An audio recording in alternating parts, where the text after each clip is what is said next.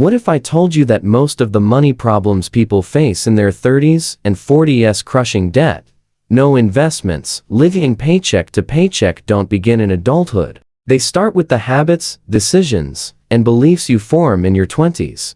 That decade shapes your financial trajectory more than any other. But no one teaches you this in school. No one pulls you aside and says, hey, these next 10 years, they're make or break.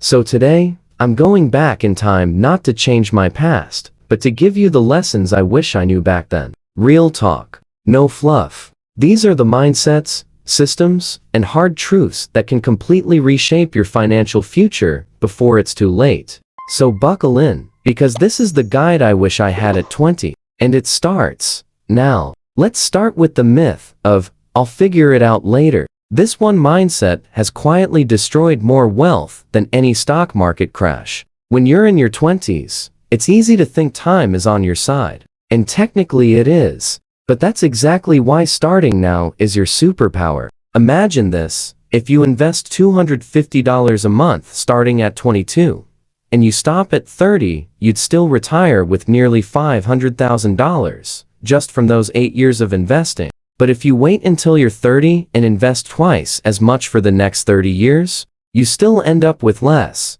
Time isn't just important, it's the multiplier. The earlier you start, the less you need to sacrifice later. That's the magic of compound interest. But most people never get to experience it because they wait. They procrastinate. They assume later will be better. It won't. Your best investment window is now. Even if it's just $10 a week. Start now. Build the habit. The dollar amount comes later. Now, let's talk about the difference between being broke and being poor. Being broke means you don't have money right now. It's temporary. Being poor, that's a mindset. That's long term. I had a phase in my 20s where I was broke. But I thought like I was poor. I spent money to look like I had it. I bought expensive shoes instead of buying books. I financed things that didn't hold value, while saying no to anything that might grow my skills. That's poverty thinking. Rich people think in terms of growth. They think in terms of returns.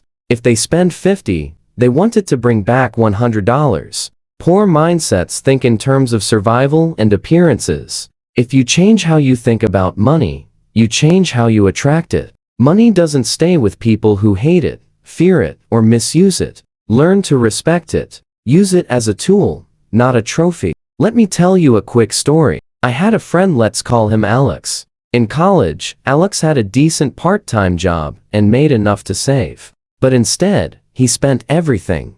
Why? Because he said, I deserve it. I worked hard. He was constantly upgrading phones, sneakers, gadgets. But when he graduated and had student loans breathing down his neck, he had zero savings.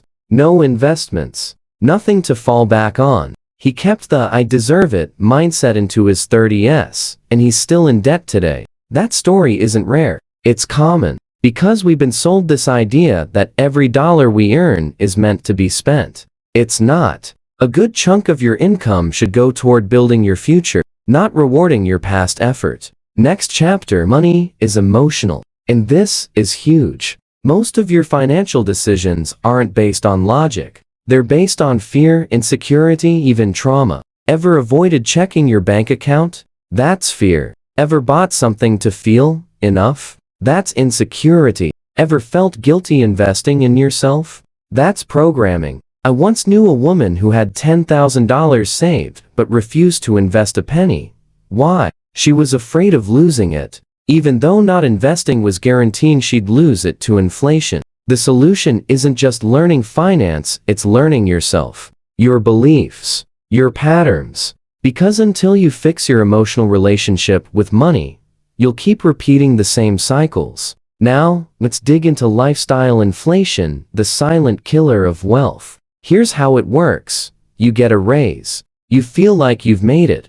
So you upgrade your car, your apartment, your clothes. Suddenly, your expenses rise with your income, and you're still broke. I did this. I got my first salary job and instantly moved into a more expensive apartment. Got a new phone. Started eating out more. Within 3 months, I had less money than before. I thought I had a spending problem. I didn't. I had a standards problem. The secret to building wealth in your 20s? Don't inflate your life every time your income goes up. Instead, increase your savings rate. Keep your lifestyle flat and raise your investments. Let your money grow behind the scenes while everyone else flexes on Instagram. We have to talk about debt because most people use it the wrong way. Debt isn't evil, but it's dangerous when you don't understand it. Think of debt like fire. It can cook your food or burn down your house. Student loans for a degree with zero job prospects? Bad debt. Credit card interest on dinners you forgot you ate? Terrible debt. But a loan to start a business, buy a cash-flowing property, or get certified in a high-paying skill. That's strategic debt. I once had a friend who financed a $5,000 vacation. 5 years later, he's still paying it off with interest. Memories are great, but so is financial peace. If you're going to use debt, make sure it builds future value, not just temporary vibes. Let's move into one of the most overlooked wealth builders, skills. Your income doesn't come from your job title, it comes from your value. And your value is built through skills. I've seen baristas turn into six-figure freelancers. I've seen teachers become online educators making more than doctors. You don't need a fancy degree. You need a valuable skill and the discipline to practice it. Learn to sell, learn to code, learn to market, learn to build. Because when you have skills, you don't have to beg for raises. You create your own income. Your 20s are for skill stacking.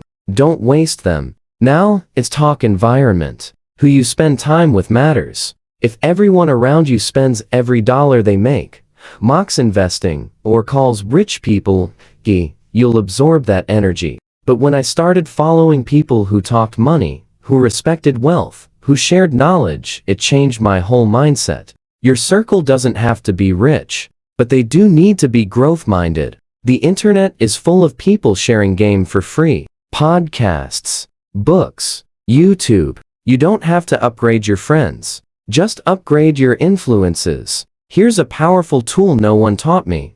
Track your net worth. Every single month. Not your income, your net worth. Assets minus liabilities. I started doing this at 25, and it was a game changer. Even when it was negative, it gave me clarity. And when you track something, grows. Seeing that number go from $2,000 to $1,000 to $5,000, that motivates you. It makes wealth real, not theoretical. Don't just track your weight or your steps. Track your money. Another thing I wish I knew: automate everything. We think discipline is about willpower. It's not. It's about structure. Set up automatic transfers the day you get paid. $50 to savings. $100 to investments. Whatever you can. If you don't see it, you won't spend it. Automation is how broke people become rich in silence. No flexing. No drama. Just consistent, invisible progress. And finally, the truth. I wish someone screamed at me. You don't need to be perfect, you just need to be consistent. You'll mess up. You'll overspend. You'll miss a payment. But that's okay. The goal isn't perfection, it's progress. The person who invests $100 a month for 10 years beats the one who waits until everything's perfect. Wealth is built in boring moments, in quiet, consistent steps, not overnight wins. So start where you are, with what you have, and don't stop. If this video gave you even one mindset shift, hit that like button so the algorithm shows it to someone else who needs it. Subscribe for weekly drops on money mindset and building real wealth. And drop a comment. What's one thing you wish you knew about money in your 20s? Let's build a space where we learn from each other. Because your voice matters, and it might just help someone else take the first step.